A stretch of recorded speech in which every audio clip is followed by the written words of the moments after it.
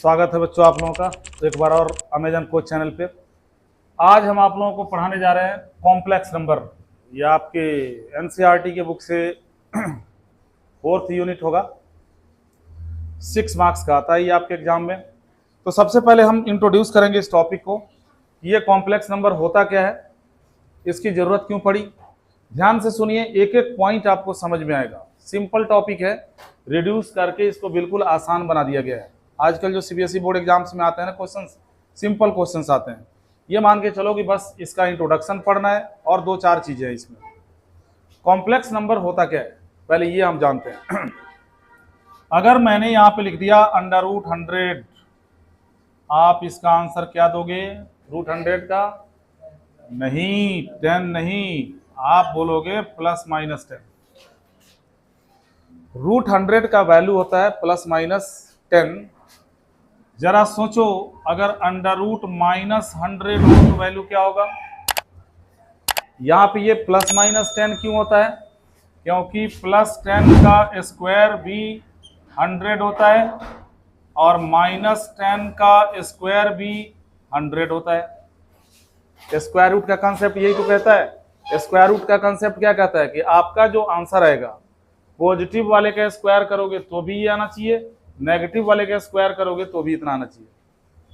अब आप ऐसी संख्या बताओ जिसका होल स्क्वायर करने पे -100 आ जाए। है कोई संख्या जिसका स्क्वायर करने पे -100 आ जाए? बिल्कुल नहीं है। किसी भी नंबर का स्क्वायर करोगे नेगेटिव कभी नहीं आ सकता, किसी भी नंबर का स्क्वायर करोगे हमेशा पॉजिटिव ही आएगा। यानी ऐसे कंसेप्ट्स को हम सॉल्व नहीं कर सकते। कब तक? 10th क्लास तक। याद करो, 10th क्लास में जब आपको क्वाड्रेटिक इक्वेशन मिलता था सॉल्व करने के लिए, जैसे क्वेश्चन मिल गया सॉल्व 2x² + x + 5 = 0, पहली कोशिश आप क्या करते थे? फैक्टर करने की कोशिश करते थे कि मिडिल टर्म को तोड़ के चलो फैक्टर कर देते हैं, फैक्टर कर देंगे सॉल्व हो जाएगा। जब फैक्टर नहीं होता था तब आप इसको डिस्क्रिमिनेंट वाले मेथड से सॉल्व करते थे। यानी आप इसमें पहले a निकालते थे, a हो गया 2, b कितना हुआ 1 और c हो गया 5। इसके बाद हम डिस्क्रिमिनेंट निकालते थे, d होता है b² - 4ac। इतना तो याद होगा सबको, ये तो 10th में पढ़ा हुआ टॉपिक है। इनमें जब वैल्यूज प्लेस करोगे, b² मतलब 1 हो गया, -4 × 2 × में 5, यानी 1 - 40। 1 में से 40 को माइनस करते ही आ जाएगा -39। जैसे ही नेगेटिव वैल्यू आया, आपको ये सिखाया जाता है, नेगेटिव वैल्यू आते ही आप क्या लिखते थे? No real root. मतलब 10th क्लास में बच्चों को ये रटवा दिया जाता है कि नो रियल रूट लिख दो और छोड़ दो यहीं पे। अरे क्यों नो रियल रूट? कभी सोचा नो रियल रूट क्यों लिखते हैं? क्योंकि जब हम रूट निकालेंगे, रूट्स का जो फॉर्मूला होता है रूट निकालने का, ये होता है -b ± √d अपॉन में होता है 2a। यही होता है ना। जब इनमें वैल्यूज डालोगे, -b का मतलब हो गया 1 ± √d का मतलब हो गया -39 अपॉन में 2a, 2 × 2। यही कॉज है। देखो √39 11 से पहले सॉल्व नहीं किया जा सकता, इसलिए हम नो रियल रूट यही पे लिख के निकल जाते थे। ऐसे ही कंसेप्ट को सॉल्व करने के लिए एक वर्ड ढूंढा गया, ग्रीक वर्ड है ये। एक वर्ड ढूंढा गया आयोटा, और इसको आई से डिनोट किया गया। और ये अजम्पशन है, ये मान लिया गया कि आयोटा का वैल्यू √-1 होगा। इसका कोई प्रूफ नहीं होता। ये मत बोलना कि सर प्रूफ करो आयोटा √-1 कैसे होता है। ये अजम्पशन है, ये माना गया है कि आयोटा का वैल्यू √-1 होगा। एक इस छोटे कंसेप्ट से कॉम्प्लेक्स नंबर इतना बड़ा कंसेप्ट बन गया। ये बहुत बड़ा टॉपिक है। अब नहीं है, अब तो रिड्यूस कर दिया गया। इस कॉम्प्लेक्स नंबर टॉपिक से आप पूरी कोऑर्डिनेट ज्योमेट्री को सॉल्व कर सकते हो। आप मिसलेनियस जो एरिया वाला टॉपिक है उसको भी सॉल्व कर सकते हो। इसी को हम आगे बढ़ाते हैं। अब देखते हैं किस तरीके से हम इसका यूज कर सकते हैं, किस तरीके से इससे फायदा उठा सकते हैं। अगर हमने स्क्वायरिंग किया तो आयोटा स्क्वायर का वैल्यू क्या हो जाएगा? -1। कहने का मतलब ये हुआ कि अब हम √-100 को भी सॉल्व कर सकते हैं, क्योंकि हमें पता चल गया कि -1 को आयोटा स्क्वायर लिखा जा सकता है। अगर इसे सॉल्व करना होगा तो अब पहले हम इसको तोड़ देंगे, 100 इंटू -1 लिख देंगे। इसके बाद ये √100 हो गया और -1 के जगह पे लिख देंगे आयोटा स्क्वायर। 100 को जब बाहर निकालोगे रूट से तो ±10 हो जाएगा और आयोटा का स्क्वायर रूट से कट के आयोटा हो जाएगा, यानी √-100 को ±10 आयोटा लिखा जा सकता है। अब आप 10 आयोटा का स्क्वायर करोगे आपको -100 मिल जाएगा। इतना सॉल्व करके दिखाने की जरूरत नहीं है, आगे से ध्यान रखना कि रूट में अगर माइनस आ गया, जैसे किसी क्वेश्चन को सॉल्व कर रहे हो, √-64 आ गया तो 64 का √8 और माइनस के बदले लगा दो आयोटा, काम खत्म। सॉल्व करोगे बहुत सारे स्टेप्स लगेंगे, समय खराब होगा। अगर मान लो, अब बताओ, अगर लिखा हो √-25 तो क्या लिखोगे? भूख लग गई है। √-16 लिखा हो तो क्या लिखोगे?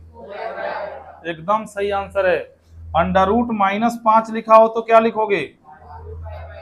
√5 आयोटा। जरूरी नहीं है कि जो नंबर्स मिलेंगे वो परफेक्ट स्क्वायर बनी जाए उसका, तो इसे क्या लिखोगे? √5 आयोटा। अब देखो, जिस क्वेश्चन को हमने थोड़ी देर पहले यहाँ पे लाके छोड़ दिया था, नो रियल रूट लिख के छोड़ दिया था, अब उसे हम सॉल्व करते हैं। रियली में ऐसा कोई नंबर होता नहीं है, ये बस कल्पना कर सकते हो, मतलब ऐसा इमेजिन कर सकते हो कि हाँ होता होगा। यहाँ पे क्या होगा, अगर इसको सॉल्व करोगे तो माइनस को हटाओ, रूट के अंदर कभी भी माइनस को हम छोड़ते नहीं है, माइनस को हटा दो और उसके बदले आयोटा लिख दो। -1 ± √39 आयोटा अपॉन में हो गया 4, ये आंसर आ गया। ये आयोटा जो होता है इसी को हम बोलते हैं इमेजिनरी रूट, इसलिए यहाँ पे हम लिखते हैं ये जो रूट है ये रियल रूट नहीं है क्योंकि इसमें आयोटा आ गया, ये है इमेजिनरी रूट। और क्योंकि डी नेगेटिव आ गया, इमेजिनरी रूट दे रहा है, इसीलिए 10th क्लास में आप नो रियल रूट लिख के छोड़ देते थे। पहले इसके ऊपर भी एक एक्सरसाइज था, 10 क्वेश्चन थे उसमें रूट निकालने के, ये अब हट चुका है। चलो हम इस आयोटा पे कुछ देर काम करते हैं। अब जैसे अभी हमने बताया कि रूट के अंदर -16 हो तो 4 आयोटा लिखोगे, -25 हो तो 5 आयोटा लिखोगे, √-5 हो तो √5 आयोटा लिखोगे। अपनी अपनी कॉपी पेन निकाल लो और ये बताओ कि इस क्वेश्चन को अगर हम सॉल्व करें मिनट के अंदर तो क्या आंसर आएगा? 5 √-36 प्लस 6 √-100 माइनस 35 √-16। 1 मिनट समय दे रहा हूं, 1 मिनट के अंदर इसको सॉल्व करना है कि इसका सॉल्यूशन करने के बाद आंसर क्या आएगा। बिल्कुल सही आंसर आया। और सबसे पहला आंसर किसका आया था? कृष्णा का आंसर आया था -50 आयोटा। इसे आपने सॉल्व किया कैसे? ये 5 √-36 को लिख दोगे 6 आयोटा, मन करे तो प्लस माइनस लगा देना, ये हो गया प्लस का 6, √-100 को लिखोगे 10 आयोटा, -35 √-16 को लिखोगे 4 आयोटा। कैलकुलेट कर लो, 5 6 जा 30 आयोटा, 6 10 जा 60 आयोटा, 35 4 जा 140 आयोटा। इन दोनों को जोड़ दोगे तो ये 90 आयोटा होगा, -140 आयोटा। 90 में से 140 को माइनस करोगे, -50 आयोटा। ये आपका आंसर हो गया। अब देखो, अब हम आपको ये सिखाने जा रहे हैं कि आयोटा के पावर में अगर हायर नंबर्स आए, बड़े बड़े नंबर्स आए, तो इनकी वैल्यू हम कैसे निकालते हैं। आयोटा के पावर में नेगेटिव नंबर आ जाए तो इनकी वैल्यू कैसे निकालते हैं, पहले ये आप सीखोगे, उसके बाद फिर हम आगे बढ़ेंगे। आप समय का ध्यान रखिएगा। अभी फिलहाल हम यहीं पे छोड़ते हैं। ये तो हमने इंट्रोड्यूस किया आपको कि कॉम्प्लेक्स नंबर होता क्या है।